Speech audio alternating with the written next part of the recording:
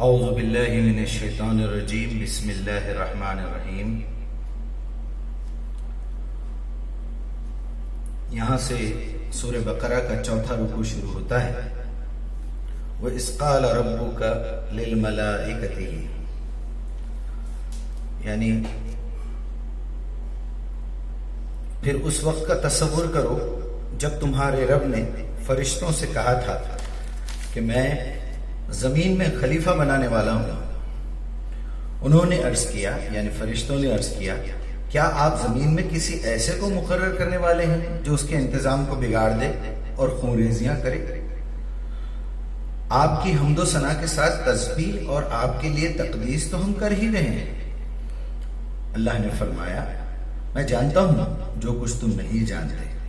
اس کے بعد اللہ نے آدم کو ساری چیزوں کے نام سکھائے، پھر انہیں یعنی آدم کو فرشتوں کے سامنے پیش کیا اور فرمایا، اگر تمہارا خیال صحیح ہے کہ کسی خلیفہ کے تقرر سے انتظام بگڑ جائے گا تو ذرا ان چیزوں کے نام بتاؤ۔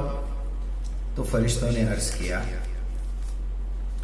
نقص یعنی کمی کمزوری سے پاک تو آپ ہی کی ذات ہے، ہم تو بس اتنا ہی علم رکھتے ہیں جتنا آپ یعنی اللہ تعالیٰ نے ہم کو دے دیا ہے۔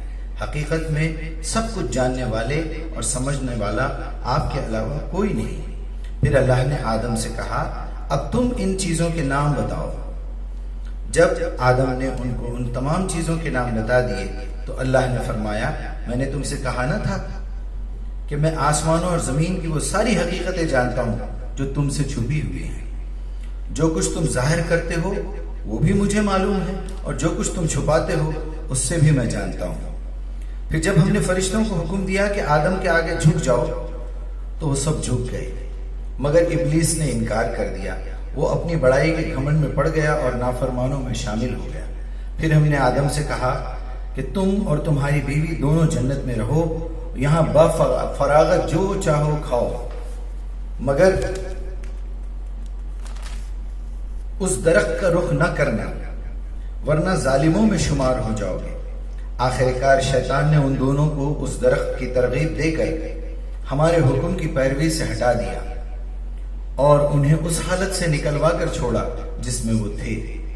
ہم نے حکم دیا کہ اب تم سب یہاں سے اتر جاؤ، تم ایک دوسرے کے دشمن ہو اور تمہیں خاص وقت تک زمین میں ٹھہرنا ہے اور وہیں گزر بسر کرنا ہے۔ اس وقت آدم نے اپنے رب سے چند کلمات سیکھ کر توبہ کی، جس کو اللہ نے اس کے رب نے اسے قبول کر لیا، کیونکہ وہ بڑا معاف کرنے والا اور رحم فرمانے والا ہے۔ ہم نے کہا، تم سب یہاں سے اتر جاؤ، پھر جو میری طرف سے کوئی ہدایت تمہارے پاس پہنچے، یعنی اگر کوئی نبی آئے، کوئی پیغام آئے، تو جو لوگ میری اس ہدایت کی پیروی کریں گے ان کے لیے کسی خوف اور رنج کا موقع نہیں، لا خوف علیہم ولا ہم یحزنون۔ اور جو اس کو قبول کرنے سے انکار کریں گے اور ہماری آیات کو جھٹلائیں گے، وہ آگ میں جانے والے لوگ ہیں جہاں وہ ہمیشہ رہیں گے۔ آیت نمبر 39 پہ ختم ہو رہا، ہم فیہا خالدون اولئک اصحاب النار ہم فیہا خالدون۔ تو یہ یہاں پر چوتھا رکوع ختم ہوتا ہے، اور جیسا کہ آپ سمجھ رہے ہیں کہ اللہ تعالیٰ نے سب سے پہلے دعا بھیجی، اہدنا الصراط المستقیم، پھر یہ بتایا کہ ہم راستہ انہی کو دکھائیں گے جو اس کتاب پہ بنا شک کے ایمان لائیں گے، ہماری باتوں کو مانیں گے، برائی سے بچنے کی ان کے دل میں تڑپ ہوگی، وہ بارہا روز نماز کو قائم کریں گے اور اس میں قرآن سیکھیں گے، اور جو رزق ہم نے ان کو دیا ہے اس میں سے خرچ کر دیتے ہیں، اس طرح اور تم سے پہلے کی کتابوں پر بھی ایمان لاتے ہیں۔ ان تمام چیزوں کے بعد کافروں کا ذکر کیا، پھر منافقین کا ذکر کیا۔ اس کے بعد اللہ تعالیٰ نے یہاں سے وہ سٹوری شروع کی ہے جو کہ دنیا کے ہر انسان کو سمجھنا چاہیے کہ اس دنیا کی ابتدا کیسے ہوئی۔ کہ پہلے اللہ تعالیٰ نے آدم کو بنایا، پھر فرشتوں سے کہا کہ میں کیسا خلیفہ بنانے والا ہوں، پھر فرشتوں نے اعتراض کیا، پھر اللہ تعالیٰ نے اس کا جواب دیا، پھر وہاں سے اللہ تعالیٰ نے ان کو جنت میں بھیجا، ان کو ان کی بیوی کو آدم اور حوا، پھر شیطان نے ان کو بہکایا، پھر وہاں سے انہوں نے اللہ کی نافرمانی کی، پھر اللہ تعالیٰ نے ان تینوں کو زمین پہ بھیج دیا، اور یہ بتا دیا کہ تم ایک دوسرے کے دشمن ہو، اور جب کبھی بھی میری طرف سے کوئی ہدایت آئے گی، جو اس کو مانے گا وہ سیدھے راستے پر ہوگا، وہ کامیاب ہوگا، اور جو اس سے انکار کرے گا وہ ہمیشہ ہمیشہ کے لیے جہنم میں رہے گا۔ یہ مین پوائنٹ ہے جہاں سے دنیا کی شروعات ہوتی ہے۔ اللہ تعالیٰ نے قرآن کو اس ترتیب میں لا کے ایک نئے پڑھنے والوں کے لیے پہلے 2-3 صفات بیان کر دی کہ تم اگر تڑپ کے دل میں تمہارے تڑپ ہو اور تمہارے دل میں یہ بے چینی ہو کہ میں برائیوں کو چھوڑنا چاہتا ہوں، تو تم کو راستہ ملے گا، اور راستہ پانے کے 2-3 شرطیں ہیں، اس کو پورا کرنا پڑے گا۔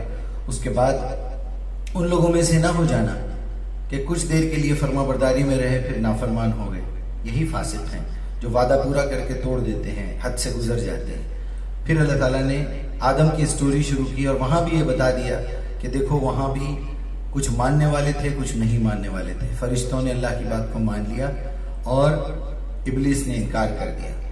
آدم کی یہ صفت بتائی کہ آدم نے ایک غلطی کی، لیکن پھر وہ اللہ سے اس نے توبہ بھی کر لی۔ اسی طرح جیسے کہ ہم سنتے ہیں یہ حدیث کہ کلو بنی آدم خطا و احسن خطاؤن توابون، کہ سارے بنی آدم جو ہیں، جتنی آدم کی اولادیں ہیں، دنیا بھر کے تمام انسان غلطی کرتے ہیں، لیکن اچھے غلطی کرنے والے وہ ہیں جو فوراً اس کی توبہ بھی کر لیتے ہیں۔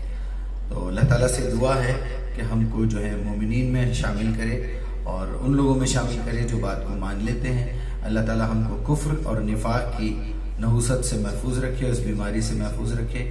ہم نے جو کچھ بھی سیکھا ہے اس کا صحیح مطلب ہمارے دل و دماغ میں بٹھا دیجئے، اور جو غلطی ہم سے ہوئی ہے اسے معاف بھی کر دیجئے اور ہمارے دل و دماغ سے ڈیلیٹ کر دیجئے۔ اور اللہ تعالیٰ سے دعا ہے کہ ہم اس قرآن کے جو کام کو لے کے چلے ہیں اس میں برکت اور پابندی استقامت عطا کرے، اور آپ سب سے گزارش ہے کہ اس کو پابندی سے سنتے رہیں۔ یہ مہینہ رمضان کا ہے۔ السلام علیکم۔